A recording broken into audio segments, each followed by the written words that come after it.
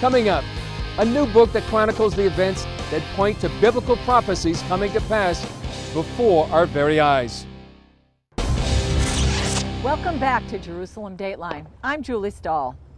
Chris, today we're going to turn the tables and we're going to interview That's what you. I understand. You've written another book, Destination Jerusalem, ISIS, Convert or Die, Christian Persecution, and Preparing for the Days Ahead.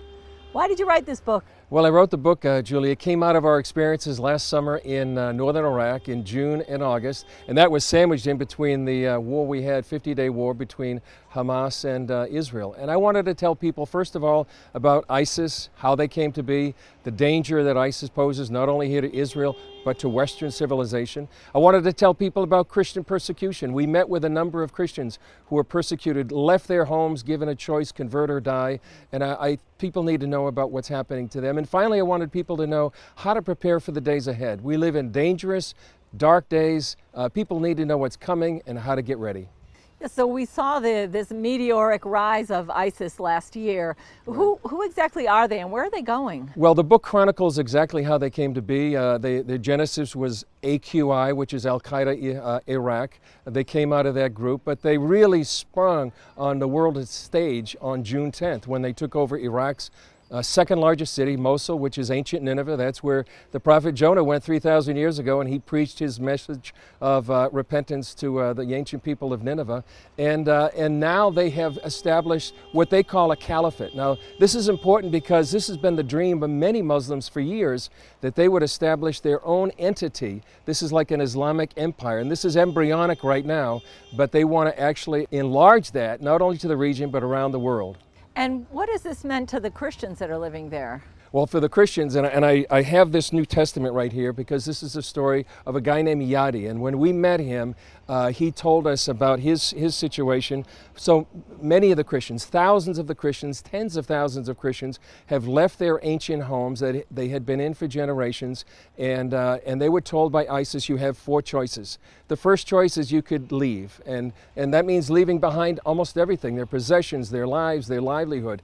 It also means the second choice was that they could convert. They could say the Islamic creed, the Shahada, and become a Muslim. Or they could die by the sword. And one other choice they had was that they could, pay the Islamic tax for infidels or non-Muslims. So right now there are tens of thousands of Christians that are homeless, that are refugees, left and lost everything. Why are we hearing so little about this in the West? It's a good question. There are some voices. CBN's Pat Robertson, our boss, is one that has been speaking out about this for many years. Franklin Graham is speaking out about this. Jay Sekulow, the ACLJ, speaks out about Christian persecutions. But really, we're not seeing the kind of chorus you would expect from the Western church about the Christians here in the Middle East. And I've actually had Jews ask me, why aren't the Christians speaking out? And I really don't have a good answer for them. Ironically, many Jews have spoken out for Christians. You've interviewed Ron Lauder before. He's one that has raised his voice. The Jews know what it means to be silent in the face of this kind of persecution, and hopefully the church will wake up. That's really one of the reasons behind writing the book, was to inform people what's happening to believers here in the Middle East so that they can be informed and raise their voice on their behalf. So how does Jerusalem figure into this? Destination Jerusalem. Well, it's interesting that we're here with Jerusalem in the background. The Jews are coming back here from all over the world, this Aliyah, this prophetic fulfillment. Christians around the world are praying for Jerusalem and the peace of Jerusalem like never before. And also many Muslims, like ISIS, they see Jerusalem as the future capital of their caliphate. And so what we're seeing right now, that many forces, both good and bad, want to come here to Jerusalem. And you could say that Jerusalem really is the crossroads of both history and prophecy. How do we prepare for the How do we prepare? There's a chapter in there about how to prepare. There's 10 ideas, mainly scriptural admonitions of how to prepare. One is watch and pray. That's what Jesus told us to do. Another one is having a sense of humor.